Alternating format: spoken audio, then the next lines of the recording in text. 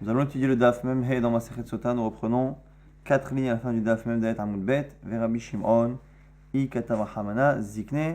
Abamina, on va se remettre un peu dans le sujet. On avait une marloquette ici entre Rabbi Shimon et Rabbi Yehuda.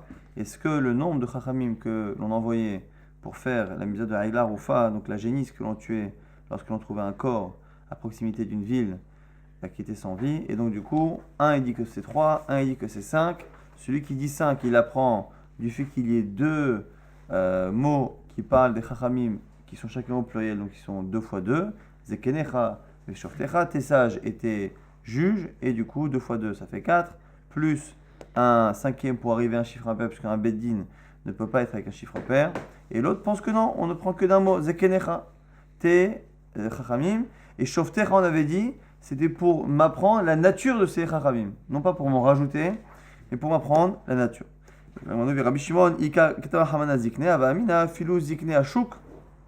comment ça fonctionne? Selon Rabbi Shimon, Zekenecha, le fait qu'on ait dit Zekenecha et pas Zikne, Zekenecha, donc tes sages et non pas les sages, parce que si j'ai dit que les sages, j'aurais pensé que j'aurais pu prendre n'importe quel Chacham dans la rue.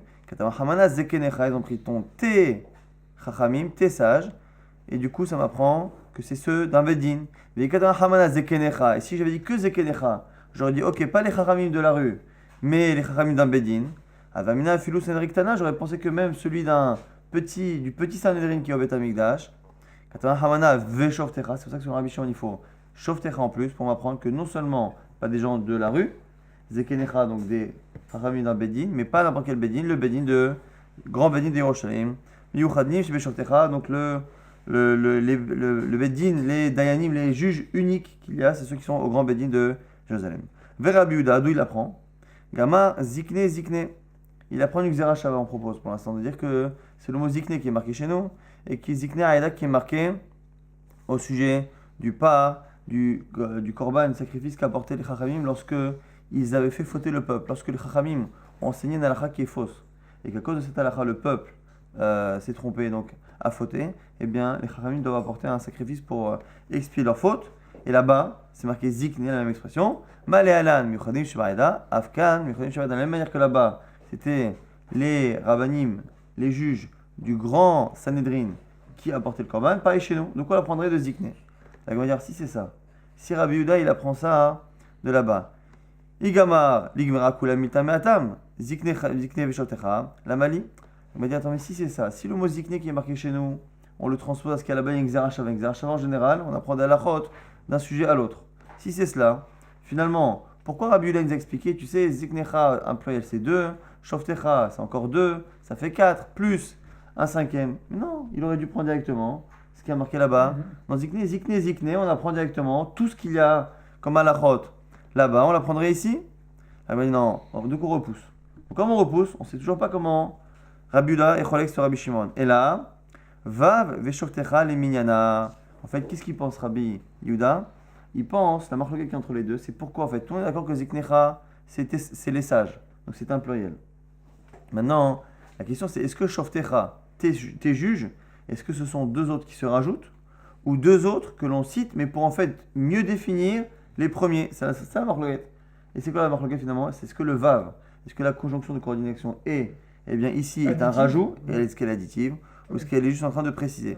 Et la Vav et Shoftecha, les minyana, le Vav est en trop, et donc du coup ça m'apprend que c'est pour me rajouter un chiffre, vers Rabbi Shimon, Vav lo mashmale, et sur le Rabbi Shimon, Rabbi Shimon il pense que la Torah peut rajouter la conjonction et, Vav, et, et sans que ce soit forcément une raison d'être d'Oresh quelque chose, et donc du coup il n'apprend rien du Vav, et donc du coup Shoftecha ne vient que me préciser qui étaient les Zekenim qu'on a cités, Maïkama Hamana Miuchadim Shebe Shoftecha.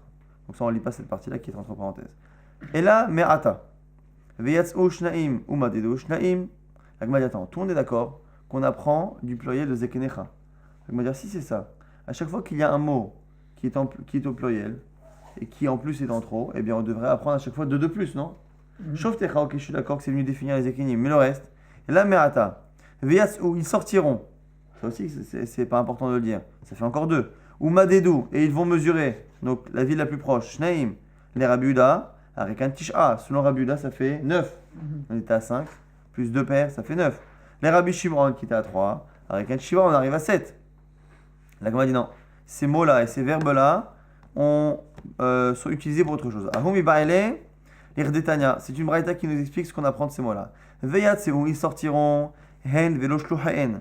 Pour nous apprendre que les Dayanim du grand Sanhédrin, du grand tribunal de Jérusalem, ne peuvent pas envoyer quelqu'un d'autre à leur place. En général, dans la Torah, on peut quasiment tout faire aller des chaliards. Et le chaliard, il est comme celui qui l'envoie. Il a le même statut dans tous les domaines. Exactement. Là, ici, où ils sortiront, eux sortiront et personne d'autre à leur place. À Oumadedo, et ils mesureront. C'est très bien qu'ils doivent mesurer. Pourquoi nous le redire? Afilonimsa ba'alil la'ir, ayumodedim, chez mitzvah la'asong be'menida. Pourquoi? Pour nous apprendre que même dans le cas où la ville la plus proche est évidente, c'est-à-dire que on a trouvé le corps, le cadavre, on l'a trouvé à côté, à proximité d'une ville, tellement près qu'il n'y a aucun doute sur quelle est la ville la plus proche de ce cadavre. Eh bien, on aurait pu penser que la Torah nous a demandé de mesurer simplement pour avoir l'information de quelle est la ville la plus proche. Mais lorsque, objectivement, à l'œil nu, on voit que ce corps-là est à côté de cette ville et pas à côté d'une autre, on aurait pu penser qu'on ne mesure pas. Ils mesureront pour nous apprendre que quoi qu'il arrive, il y a une mitzvah, la asok bemida, il y a une mitzvah de s'atteler, de faire cette action-là, de mesurer. C'est une mitzvah en elle-même, pas forcément pour son but, avoir l'information, mais parce qu'en elle-même, il faut mesurer. Dans la Gemara, nous dit que notre Mishnah, elle n'est pas comme Rabbi Eliezer ben Yaakov. Matnitin de l'ok Rabbi Eliezer ben Yaakov d'Etania, car il dit, Rabbi Eliezer ben Yaakov Omer, Zekenecha zo Sanhedrin, Shoftecha zo Meler vekohen gadol. Les Zekenim, c'est pour nous apprendre qu'on prend les Dayanim du Sanhedrin, du grand tribunal. Pour l'instant, ça a l'air d'aller. Il ne parle pas de chiffres en tout cas. Shoftecha, tes juges, c'est qui? Les juges. C'est deux personnes que la Torah appelle parfois juges. C'est le roi, on verra tout de suite, et Kohen Gadol. Zemeler ve Kohen Gadol. La Gemara tout de suite va rapporter les preuves que parfois le roi et le Kohen Gadol les appellent Shofet. C'est marqué pour le Meler. Meler dirtiv, Meler bemishpat yamid eretz dans Mishlei. Meler, le roi, bemishpat par le jugement, yamid eretz fait tenir la terre. Parce qu'un pays ne peut pas tenir sans justice. Et donc c'est par la justice que le roi fait tenir son pays. Donc on voit que finalement c'est lui qui est responsable de la justice et donc du coup il est Shofet. Kohen Gadol, d'où je sais dire Tiv, ou Bataille la Kohanim Alviim, et la Shofet, c'est marqué dans des Varim, que lorsqu'on aura une question qui palait Mimicha Dava, Bendam, Ledam, Bedim, Ledin, ou Venega, Lenega, Vechoulé, lorsque tu auras un doute sur une question sur une halakha, tu iras voir les Kohanim et les Leviim de cette génération, mais c'est marqué les Kohanim, les Leviim, et le juge de cette génération. Et là, ici, on pense que le juge, c'est celui qui, justement, est le chef de ces Kohanim, c'est lui qu'on vient de citer. Tu iras voir les Kohanim, les Leviim, et leur grand dirigeant, qui est le Shofet. Donc on voit que le Kohen Gadol est appelé ici Shofet. Et donc c'est pour ça, nous dit Rabbi Eliezer ben Yaakov, que Shoftecha tes juges, c'est deux personnages particuliers, atypiques, qui sont le roi et le Kohen Gadol, qui s'appellent Shoftim. Maintenant, la Gemara pose une question. On a dit qu'effectivement, sur Shoftecha, on avait une marloquette tout à l'heure, on avait finalement trois avis. Shoftecha, selon Rabbi Shimon, c'est venu mieux définir les Chachamim. Selon Rabbi Yehuda, c'est venu m'en rajouter deux. Passer finalement de 3 à 5. Selon maintenant Rabbi Eliezer ben Yaakov, Shoftecha, c'est venu me rajouter le roi et le Kohen Gadol. Maintenant la question, c'est qu'au départ dans Zekenecha, il a dit Rabbi Eliezer ben Yaakov que c'est le Sanhedrin. Est-ce que sur les gens du Sanhedrin, il est d'accord avec le chiffre que les autres ont cité, c'est-à-dire 3 ou 5? Ou est-ce que lorsqu'il a dit Sanhedrin, ça voulait dire tout le Sanhedrin? Ibaël pose la question, Rabbi Eliezer ben Yaakov, Meler avec Kohen Gadol ou des Palig, on sait qu'il n'est pas d'accord par rapport au Kohen et au Meler, au roi. Aval be Sanhedrin, mais par rapport au juge du grand Sanhedrin, Iki Rabbi Yehuda, Iki Rabbi Shimon, il n'y a pas de raison de le faire sortir dans des avis connus. Soit comme Rabbi Yehuda, que c'est 5, soit Rabbi Shimon, que c'est 3. Zvirale, Odilma, ou peut-être, mais Sanhedrin, Ami Palik, peut-être qu'il est complètement en désaccord sur le fonctionnement et qu'il pense que là aussi, quand il a dit Sanhedrin, c'est tout le Sanhedrin. Adekakula Sanhedrin, ce qu'il n'a pas dit un chiffre, il a dit Sanhedrin, ce qui peut soit dire va voir ce que pense Rabbi Yehuda et Rabbi Shimon, soit ça veut dire tout Sanhedrin. Et la Gemara va essayer de trancher. Rav Yosef, lui, va penser qu'effectivement, tout le Sanhedrin sortait pour Egla Roufa. Rav Yosef, Tashma, Rav Yosef, encore une fois, est un Amora, donc de l'époque de la Gemara. Tashma vient apprendre Metza'an Zaken Mamre.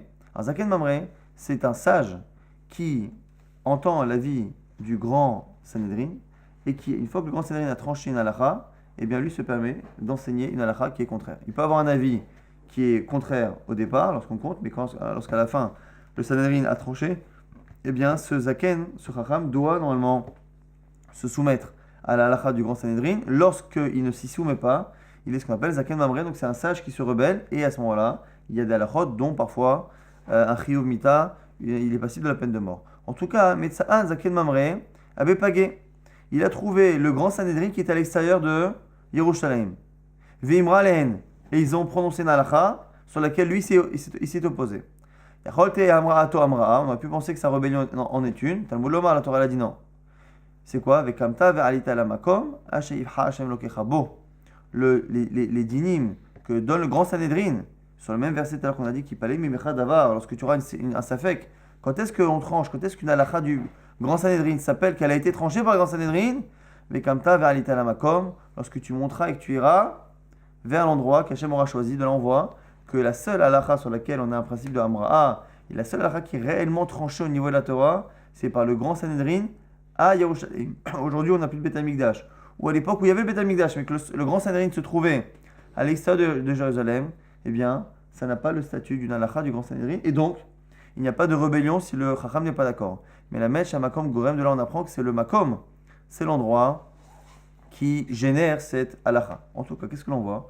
On voit que la Braïta a l'air d'envisager un cas où le grand Sanhedrin est en dehors de Yerushalayim. La Gemara pose la question, donc, quel est le cas exactement? Denafuk Kama. Combien du grand Sanhedrin est sorti de Jérusalem? Il est Denafuk Miksatan. Si tu me dis que c'était simplement une petite partie du Sanhedrin, une petite partie du grand Sanhedrin de 71 Rachamim qui était en dehors. La Gemara dit ça peut pas être ça, pourquoi? Parce que Dilma Anar de Ika Gavai Kevates Viraleu. Pourquoi? Parce que si c'est ça, lorsque le Chacham n'est pas d'accord avec ce groupe-là de 10, 20, 30 Chachamim qui fait partie du grand Sanhedrin, au lieu de me dire qu'il n'est pas chayav, qu'il n'est pas coupable parce que c'est en dehors de la ville, dis-moi qu'il n'est pas coupable, pourquoi? Parce que si ça se trouve, la majorité du grand Sanhedrin pense comme lui, la majorité qui est absente pense comme lui. Donc quoi? Et la pshita d'inafukulu, on est obligé de dire que finalement tout le monde est sorti. Et donc on a un cas où on se retrouve avec un Beddin qui est entièrement sorti du Yerushalayim. La Gemara dit Ulmaï. Pourquoi ce Beddin là, ce grand Sanhedrin de 71 est sorti intégralement de Yerushalayim? Ulmaï. Il y va à si tu me dis qu'il est parti, ils sont partis comme ça, ils sont sortis, ils se promener ou faire n'importe quelle chose. La Gemara va tout de suite prouver que le grand Sanhedrin n'a jamais le droit de quitter Yerushalayim sauf pour des raisons très particulières. Il va à Mimatsu, qu'est-ce qu'ils peuvent sortir? Pourtant, c'est marqué. Alors, si on est dans Shirachirim, Shirachirim encore une fois utilise par des paraboles, utilise les paraboles pour parler de la relation entre Akadosh Baruch Hu et l'Am Israël, et utilise des paraboles qui sont liées à la relation entre un homme et une femme, sachant que le mari est Akadosh Baruch Hu et la femme est l'Am Israël. Et ici, on va parler ici Shorer. Shorer, c'est le nombril, ton nombril. Agana Sahar, c'est comme un ustensile qu'on appelle Agana Sahar. Et ici, c'est un ustensile qui est en demi-lune. Al Yahza Amazeg. Et qu'il ne manque pas le mazeg. Alors ici, Milachon Miziga, la dilution du vin. Alors ici, à quoi ça fait allusion? Shorer, ton nombril, c'est ce qui siège au milieu du Ham Israël. Et Agana Sahar, qui a une forme en plus de demi-lune, c'est le fameux Sanhedrin qui siégeait en demi-cercle pour que justement les Chachamim puissent se voir les uns les autres et discuter. Et le nombril, pourquoi? Parce que ce Sanhedrin, c'est ce qui est au centre au niveau de la Torah, mais même physiquement, c'est ce qui est au centre d'Israël, au centre de Jérusalem, au centre du Beth Amikdash, le grand Sanhedrin qui était au centre du Beth Amikdash. Ton fameux Sanhedrin là, qui est au centre de tout et qui est en demi-lune, Al Yahzar Mazeg. Il ne faut jamais qu'il manque la proportion de dilution. Lorsqu'on avait un vin à l'époque, les vins on les gardait sous forme concentrée, on les diluait.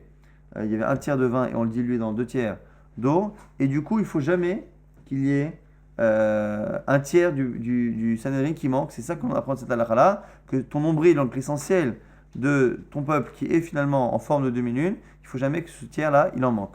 Chez Misrach Echad Mehem Laset, il faut qu'il laisse le minimum, donc c'est 23, qui est l'équivalent du petit Sanhedrin, qui le laisse parmi les Dayanim. Donc du coup, on a une Mishnah Braïta qui a l'air de nous dire que finalement on a retrouvé un jour un Zaken Mamre qui a trouvé, on envisage une halakha où le Zaken Mamre a trouvé tout le Sanhedrin en dehors de Jérusalem. Or nous on sait que le grand Sanhedrin n'a pas le droit de quitter pour rien. Et la pshita, elle est dans la mitzvah. Donc on est obligé de dire qu'ils sont sortis pour une mitzvah. Quelle est la mitzvah qui peut justifier que tous les Chachamim du Sanhedrin partent, puisque finalement il n'y a pas beaucoup d'halachot dans la Torah qui ne peuvent être accomplis que par le Sedaïnim là, et pas d'autres Ramim. Les mailles, là, l'unidat Aigla, Rabbi Eliezer ben Yaakov, donc ici il propose à Rabbi Yosef que c'est forcément une des seules halachot. Encore une fois, on a besoin de ce Sedaïnim là, et donc c'est pour aller mesurer la Aigla Rofa, et donc tu vois que si tout le monde était sorti, c'est que on ne peut pas faire sans tout le monde, et donc du coup Rabbi Eliezer ben Yaakov serait un troisième avis encore une fois. On a ceux qui pensent qu'il en faut 3, ceux qui pensent qu'il en faut 5 comme Rabbi Yehuda. Rabbi Eliezer ben Yaakov penserait qu'il faudrait tout. Plus Cohen et Meller. C'est encore autre chose. Oui, mais là on parle au niveau du Sanhedrin. Combien du Sanhedrin? Selon Rabbi Shimon, j'en prends 3, selon Rabbi Yehuda, j'en prends 5. Selon Rabbi Eliezer ben Yaakov, j'en prendrai, c'est encore une fois un conditionnel tous. Ah bah là, ils disent pas une preuve. Je peux te trouver moi une autre raison pour laquelle tous les Dayanim étaient sortis dans le fameux cas qu'on a imaginé avec le Zaken Mamré. Là, dit Malé aussi voilà, et Azarot, peut-être qu'ils sont venus pour étendre la muraille et la frontière de Jérusalem, qui dit quand c'est marqué dans une Mishnah. En Mosifim Alaïr, Velo Azarot, et la Beddin Sheshem Bechad. Personne n'a le droit d'étendre la superficie de Yerushalayim vers Azarot et des cours du Beth Amikdash. La définition, la géographie du Beth Amikdash et de Jérusalem est figée, sauf, encore une fois, le grand Sanhedrin Shemem Shecha de 71 Dayanim. Et donc, du coup, on voit qu'ils peuvent sortir pour faire justement cette mitzvah-là. Et la Gemara, donc du coup, on n'a pas de preuve. La Gemara, encore une fois, on a une discussion ici entre les Amoraïm, Abaye et Rav Yosef. Mais la Gemara a retrouvé une braïta, donc qui est avant eux, et qui normalement les soumet, et bien qui finalement va dire comme Rav Yosef. Tana Kevate. Rav Yosef, il y a une braïta qui confirme ce que dit Rav Yosef. Matsa'an, Abed Pagé. Donc la braïta ici, il parle exactement comme la Mishnah de Zaken Mamré, parce que là-bas on donne des détails. On dit que pourquoi il les a trouvés en dehors de Jérusalem, et on dit clairement que c'était pour mesurer. Vimra Alen, Kegon chez Asuk, exemple, nous dit la braïta, qui sont sortis le Midat Aigla, Ole aussi Vala Eir Valazarot. Ils sont sortis pour mesurer, justement, et savoir quelle est la ville la plus proche. Ole aussi Vala Eir Valazarot, ou pour ajouter, étendre le domaine de Jérusalem ou du Beth Amikdash. Et bien du coup, on voit bien en tout cas qu'on peut sortir pour cela, et donc on doit sortir pour cela. Selon Rabbi Eliezer ben Yaakov, tout le monde sort. Te Amrato Amraa, Tamul Omar, et comme Tavalita Melamesh, comme Gorem, la braïta continue de dire ce qu'on a dit, que finalement, comme il les a trouvés en dehors, eh bien, il n'a pas de statut de Zaken Mamré. Quoi qu'il arrive, on voit ici qu'on a un troisième avis, comme a dit Rav Yosef, que cette braïta est comme Rabbi Eliezer ben Yaakov qui pense que c'est pas 3, c'est pas 5, mais finalement tout le Sanhedrin qui doit sortir pour mesurer. On reprend un din qui est dans la Mishnah. On avait dit que le corps, si on le retrouve, Nimsa Tamoun Begal, si on le retrouve enseveli sous des pierres, au Taloui Baïlan ou suspendu à un arbre ou dans l'eau, ça ne fonctionne pas, parce que c'est marqué. Non, c'est quoi le. Ba'adama. On a dit selon Rabbi Eliezer ben Yaakov, c'est tout le Sanhedrin. Ah ouais, Rabbi Shimon 3, Rabbi Eliezer, Rabbi Yehuda Mechila 5, Rabbi Eliezer ben Yaakov, tout le Sanhedrin, c'est confirmé comme Rav Yosef. Nimsa Tamoun Bagal, au Taloui Baïlan, on a dit si on trouve le corps enseveli sous des pierres ou suspendu à un arbre, on ne fait pas la Aigla Roufa, parce que c'est marqué Ba'adama, sur la terre, dans la terre. L'imam Matitin, Rabbi Yehuda Velo Rabbanan. La Gemara veut faire dépendre cette discussion-là d'une autre discussion.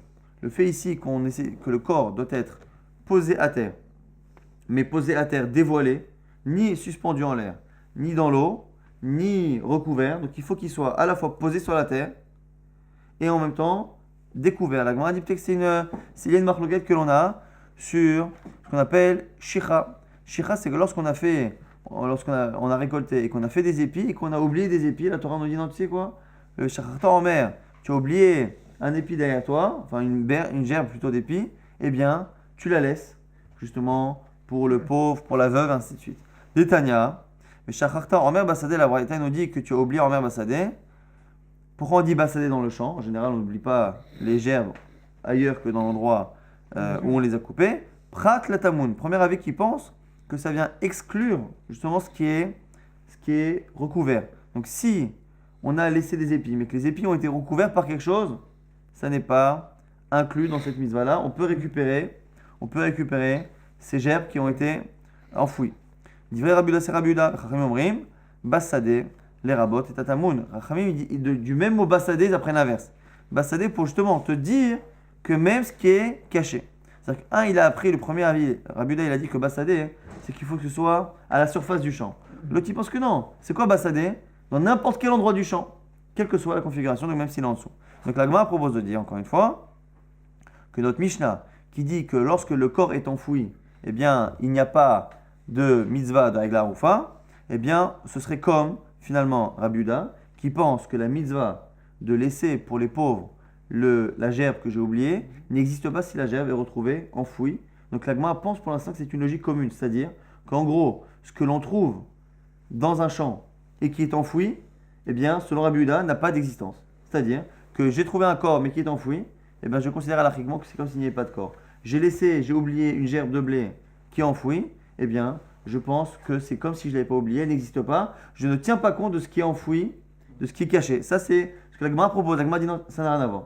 Ça n'a rien à voir. Ce qu'il pense Rabbi Yehuda dans la gerbe de blé et dans l'oubli, c'est une halakha. Maintenant, ici, halal, c'est autre chose. Amara va filouter marabanan, pas du tout.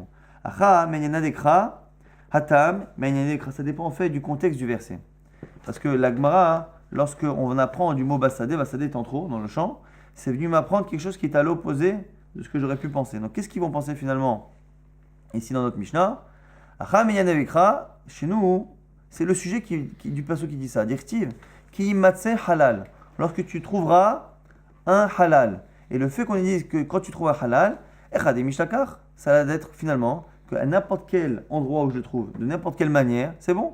Et quand tu dis du coup ba'adama, dans la terre ou sur la terre, eh bien ça vient exclure quelque chose qui était global. Au début, je pensais que c'était finalement dans n'importe quel endroit, parce que ki matse, c'est-à-dire qu'on l'a trouvé, donc qu'il existe, il est là, quelle que soit la situation. En disant ba'adama, eh bien ça vient exclure. Mais on peut très bien dire cela dans notre halakha de la Mishnah, mais par contre là-bas dans Omed, il y a autre chose, ve'atam menyana dekra. Et là-bas, dire l'inverse. Pourquoi dire-t-il qui tire sur qui s'écha besadecha? Mais shachar Omer. Il y a marqué là-bas lorsque tu vas cueillir finalement tes blés, basadé, dans le champ, et que tu vas oublier. Et là-bas en disant qui sort, en général, qu'est-ce que l'on coupe? On coupe ce qui est justement visible. Shechad ou katsir. Donc la vamina, elle est quoi? C'est que ce soit que ce qui est visible qui est concerné. Makatsir bagaloui, afshecha bagaloui. Katama hamana, du coup, quand la Torah te dit basadé, dans le champ, les rabot et tatamout, ça vient rajouter ce qui est caché. En fait, là, ce qu'on vient d'apprendre ici, c'est que lorsque l'on apprend un mot qui est en trop, on apprend quelque chose qui est à l'opposé de ce que je pensais au départ. Puisque le contexte de la halakha du cadavre a l'air de nous dire qu'à la base, j'aurais dû inclure tous les cadavres. Lorsqu'on me dit basadé, c'est mieux de m'exclure celui qui est caché. Puisque dans le cas du champ, j'aurais dit exactement l'inverse. J'aurais dit qu'au contraire, c'est finalement que ce qui est visible et pas ce qui est caché. En disant basadé, j'inclus ce qui est caché. La Gemara dire si c'est ça les Rabbi Udanami, typique la Mishicha, d'où il y a des katsir. La Gemara dire si la logique, elle est que normalement à la base, je n'aurais dû pour le blé n'inclure que ce qui est visible. Alors si c'est ça, pourquoi Rabbi Udanami ne dit pas, il a besoin du verset basadé? Il aurait dû dire clairement que puisque il y a marqué qui tiksor ketzirecha, lorsque tu coupes tes blés, les blés sont visibles. Et bien pareil, la shicha, ce que tu oublies doit être visible. Il m'a dit Nachinami, tu as raison. Vela basadé, la mali, pourquoi on a dit basadé selon Rabbi Uda? Bibaile les rabot shichat kama. C'est pour m'apprendre un nouveau din de shicha. On aurait pu penser que shicha n'existe qu'avec le homer. En général, on oublie quoi? On oublie une germe. Donc veshacharta homer basadé, tu oublieras une germe. Maintenant, si quelqu'un a oublié complètement une partie du champ, il a oublié complètement un coin du champ qui n'a pas été kotser. Il a oublié de couper les blés d'une partie d'un champ. Est-ce que ça existe cette halakha-là? Eh bien oui. D'où on l'apprend? Du fait qu'on a dit basadé. Mais Rabbanan, shichat kama menaleo. Alors d'où ils l'apprennent Rabbanan? Nafkaleu ki tiksor ketzecha besadecha veshacharta. De la smichut, de la juxtaposition, on a dit besadecha dans ton champ, veshacharta et tu as oublié. Ça vient m'apprendre une halakha. En plus, vers Rabbi Yehuda, ibaele, l'irde Rabbi Abaou amar Rabbi Elazar, lui il apprend une autre halakha de cela. Amar Rabbi Abaou amar Rabbi Elazar, prat et shetzafou en marine, les torses et les haveroséviens nous excluent le cas où finalement sa gerbe de blé, ses épis de blé se sont envolés et sont arrivés chez le champ du voisin et qu'il les a oubliés là-bas, eh bien il n'y a pas de statut de shicha lorsque c'est là-bas. Ah, et Rabbanan d'où ils apprennent? Vers Rabbanan, mi besade besadecha. Ils apprennent du sadé champ, sadecha, ton champ. Le ton est en trop, selon Rabbanan. Vers Rabbi Yehuda, finalement il dit quoi? Il dit besade besadecha lo mashmalou. Il pense que le cave de besadecha n'est pas en trop. Dire ton champ ou le champ, c'est exactement pareil. Et donc du coup, il n'a pas besoin d'apprendre cette halakha. Donc finalement ici, on a expliqué la marloquette, mais au niveau des drachot c'est un peu complexe. On a expliqué la marloquette dans le blé entre Rabbi Yehuda et Chachamim. Selon Rabbi Yehuda, encore une fois, lorsque le blé est recouvert, eh bien, il n'y a pas la misa de shicha. Selon Chachamim, même si on a laissé des épis de blé, des gerbes de blé qui ont été recouverts par autre chose, eh bien finalement, il y a cette mitzvah aussi de la donner aux pauvres et de ne pas la reprendre. Et dans notre Mishnah, pour l'instant, dans notre Mishnah, on a l'air de dire que quoi qu'il aille, selon tout le monde, dans le cas du cadavre, si le cadavre est recouvert, il n'y a pas la mitzvah de Hagla Ouf. Maintenant, on pose une nouvelle chéla. Ba'er Rabbi Yirmiyahu, Rabbi Yirmiya, Tsafou en marine les torsadehu, Mahu. Lorsque finalement ces épis se sont envolés de son champ et se sont posés sur un rocher ou sur quelque chose comme ça qui n'est pas au sol. Mahu. Avir Sade Kesade Dame, Olav Kesade Dame. Est-ce que ici le fait que ce soit en hauteur, que ce ne soit pas réellement sur le champ, sur la terre, est-ce que ça s'appelle que c'est comme si c'était dans le champ ou est-ce que ça s'appelle déjà que c'est comme si c'était suspendu? On a vu que ça ne fonctionnait pas. C'est la question maintenant de l'Agma. L'Agma va essayer de répondre avec ce qu'on a dit là-haut. À l'instant, on vient de dire qu'il y a une halakha, sur laquelle tout le monde est d'accord, c'est que lorsque les épis se sont envolés de mon champ et sont partis se poser sur le champ de mon voisin, eh bien, il n'y a pas de misa de shekha. L'Agma dit Amalé, Rabbi Kana le Rav Papi, Amalé Rav Kana le Rav Zevin, qui c'est Rav Kana qui a dit Rav Papi, qui c'est Rav Zevin, Tif Shotle, Midi Rabbi Abba Marabi Lazar, t'as qu'à le dédiol à la halakha précédente, on avait dit quoi? La marque Prat, les Chetzafour en marine, les torses et les Havero. On a dit que lorsque les épis de blé se sont envolés et se sont posés sur un rocher, on va dire, ou n'importe où dans le champ de mon voisin, je ne suis pas concerné par la mitzvah de Shikha. Le fait qu'on ait dit que les épis de blé se sont envolés et sont partis chez mon voisin, je ne suis pas concerné, ça sous-entend que c'est parce qu'ils se sont envolés et chez mon voisin, mais que s'ils se sont envolés chez moi, je suis encore chayav de la mitzvah, sinon on aurait dû dire le cas le plus grand chidouche. Elle m'a dit quoi? Chaveroin, les torses des houlos, le fait qu'on te dise que tu n'es dispensé de donner aux pauvres que lorsque ça s'est envolé et que c'est parti chez le voisin, machma que chez moi, je suis chayav exactement. Elle m'a dit Véta non, tu peux pas déduire. Pourquoi? Parce que regarde bien, si tu commences à déduire des choses de cette halakha, tu verras que ce sera absurde. Les torses des havero tsafou in munachin lo. Si tu commences à déduire, il y a marqué quoi? Les épis se sont envolés et se sont posés en l'air chez mon voisin. Si tu dis qu'on déduit tout, t'as qu'à dire aussi du coup c'est que Dafka parce qu'ils se sont envolés et qu'ils se sont posés, mais s'ils ont été posés chez le voisin, s'ils se sont posés par terre, tu serais en train de dire que selon toi, on serait chayav, puisqu'il faut absolument les conditions qui sont marquées là-bas. Or c'est faux. Pourtant, la misa de Shikha selon tout le monde existe qu'à l'intérieur de mon champ. Et là, les torses les chavero vafilo munachin. Donc tu es obligé de dire finalement que lorsqu'on parle là-bas du champ de mon voisin, c'est même lorsqu'ils sont posés par terre. Et donc du coup, comme là-bas on parle d'un cas où c'est chez mon voisin et que c'est posé par terre, eh bien tu ne peux pas déduire le cas de chez nous où c'est posé en l'air sur un rocher ou quelque chose. Et pourquoi là-bas on a parlé d'un cas dans la halakha de Rabbi Abaou, non Rabbi Lazar, on a parlé d'un cas où l'épice était posée en l'air sur un rocher? C'est parce qu'en général, lorsque les blés s'envolent justement de mon champ, eh bien ils vont s'accrocher à quelque chose ou se poser sur quelque chose qui est en hauteur. Mais ça ne veut pas dire que c'est exactement dans ce cas-là. Et donc on ne peut pas déduire cette même halakha chez nous. Lorsque notre question était liée à un épi qui est posé, on a dit, sur un endroit qui est en hauteur, qui n'est pas réellement en l'air, mais qui n'est pas non plus réellement posé par terre.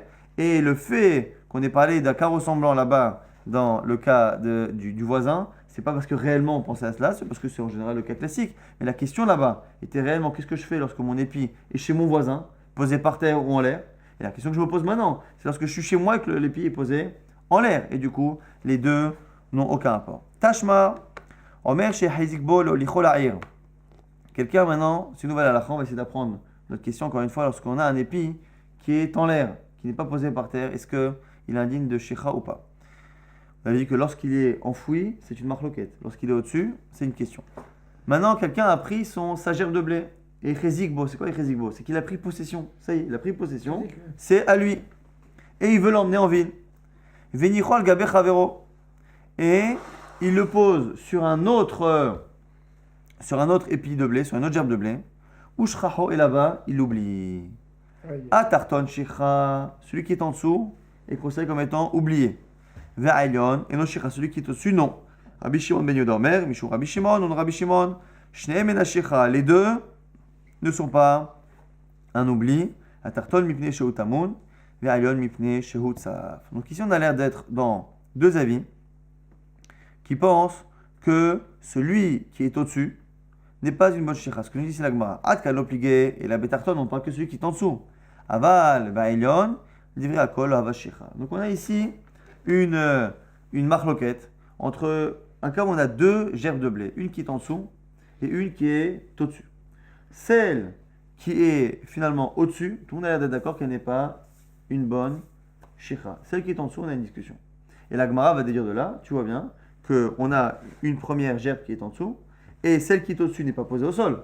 Et tu vois bien que selon tout le monde, c'est pas une bonne shikha. Donc tu apprendrais quoi? À notre question de est-ce que lorsqu'on a oublié une gerbe de blé sur un endroit qui n'est pas au sol, eh bien on aurait la réponse ici à notre question, que puisque lorsqu'on discute de tout, on ne discute jamais de cette gerbe qui est au-dessus, eh bien on voit que finalement, il n'y a pas d'alakha de shikha. Elle m'a dit non, t'as pas compris, regarde bien l'île énoncée. Shani Atam, regarde c'est différent là-bas. Kevan d'Achazikba, Zachabe, parce que c'est marqué que la fameuse gerbe qui est au-dessus, il était machazik, il a pris possession d'elle. Comme il a pris possession, eh bien il n'y a plus de din de shikha après. C'est pas parce qu'elle est au-dessus. Toi tu vas parler d'un cas où effectivement il y avait une gerbe en dessous, une gerbe au-dessus. Et tu vas me déduire que c'est une réponse à ma question, qu'est-ce que je fais lorsque j'ai oublié ma gerbe sur un rocher ou sur quelque chose d'autre? Et il m'a dit mais ça n'a aucun rapport. Là-bas, c'est parce qu'il a pris possession. Une fois qu'il a pris possession, il ne peut plus y avoir d'oubli. Il y a bien un moment donné où la chose lui appartient. Il va dire Iachi, ma iria agabecha vero. Afilou basadem, alors il m'a dit mais si c'est ça, si c'est comme toi, qu'effectivement là-bas, tout le statut de la gerbe est lié au fait qu'il l'a acquise en premier lieu, pourquoi m'avoir sorti un cas aussi complexe, d'un cas où finalement il l'oublie sur une gerbe? Dis-moi qu'il l'a laissé sur un rocher et que comme il avait pris possession avant, eh bien même si maintenant il l'a oublié, c'est bon. Ouais, non, Inachinami, tu as raison.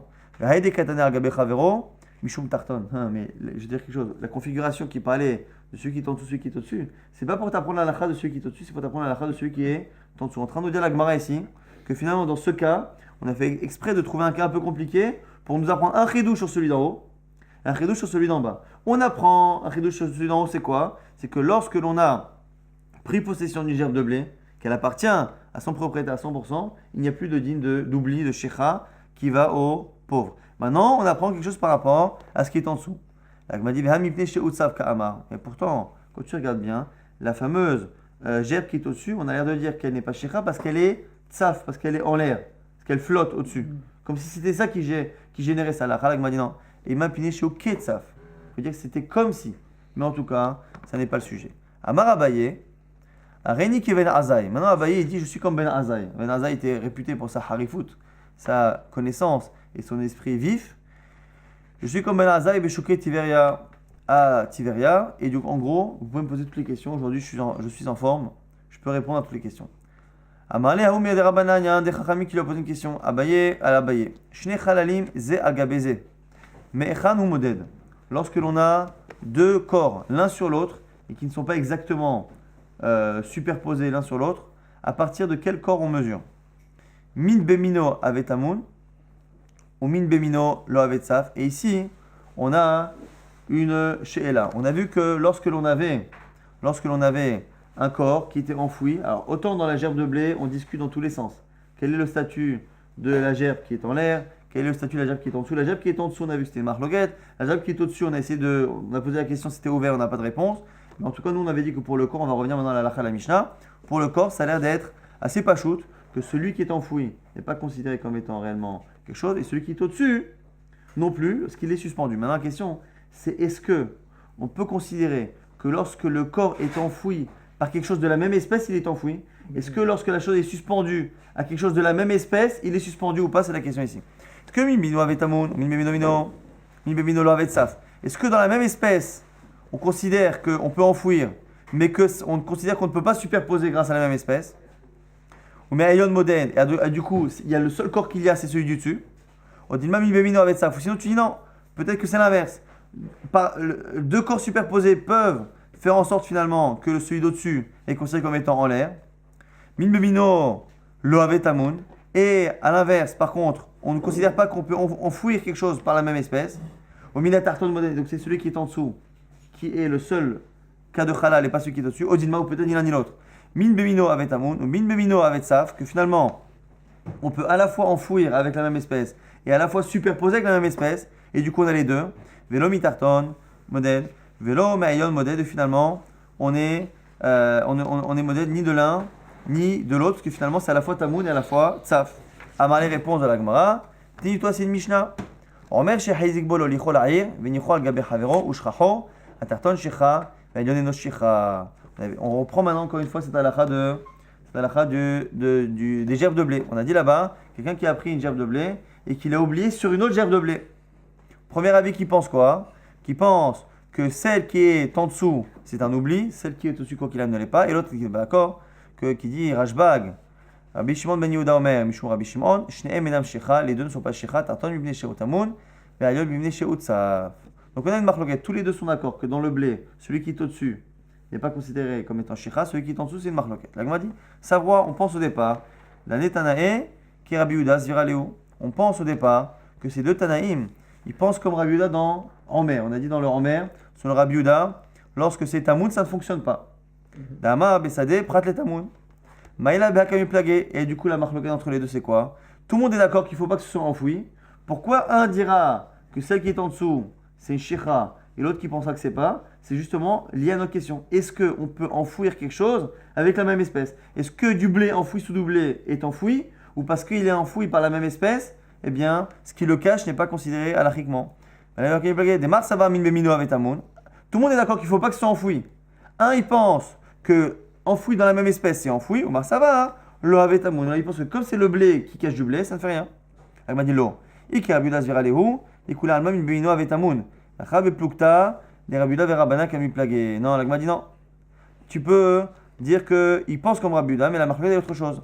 Que des rabanan, il pense comme rabanan.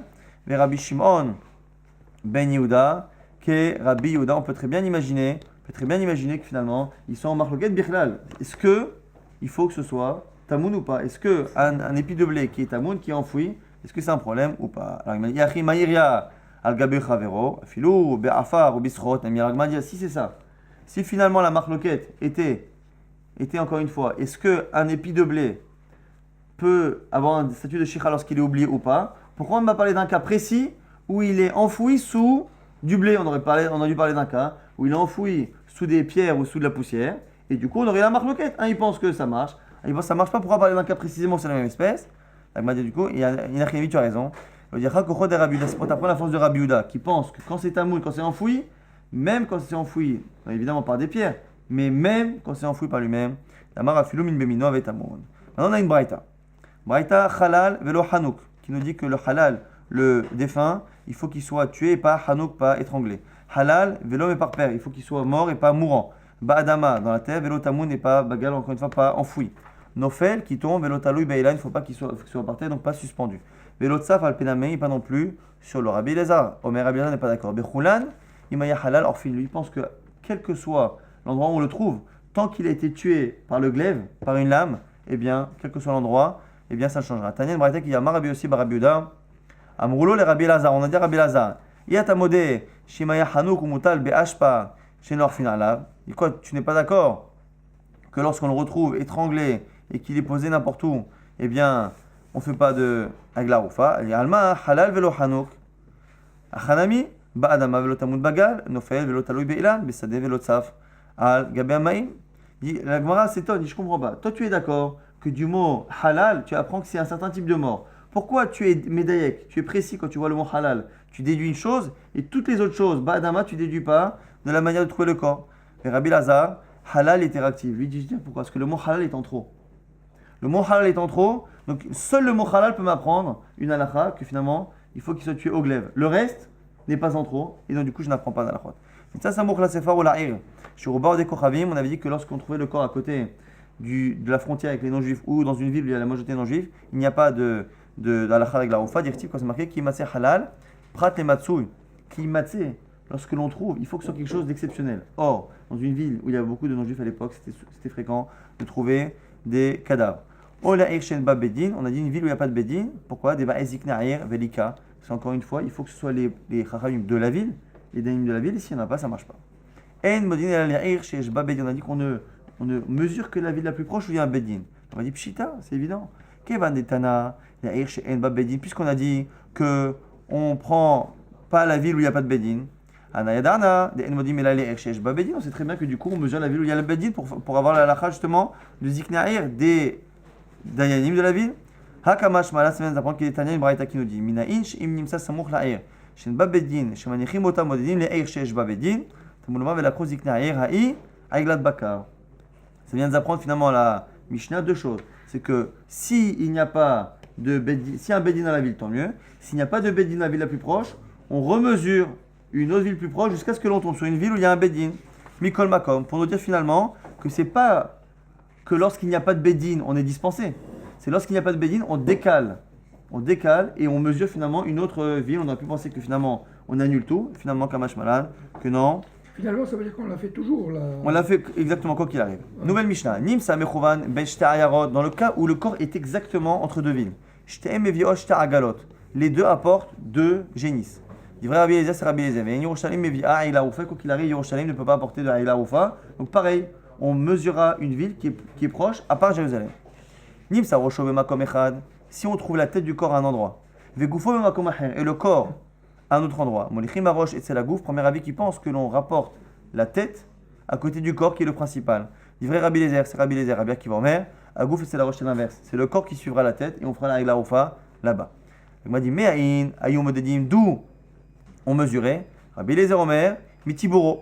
Pareil, maintenant, en dehors du côté de la tête et du corps, on a dit que selon certains, c'est la tête ou le corps qui est principal. Maintenant, à partir de quel endroit du corps on mesure? Un, il pense à partir du nombril. Rabbi Akiva Omer, Mechotmo à partir du nez.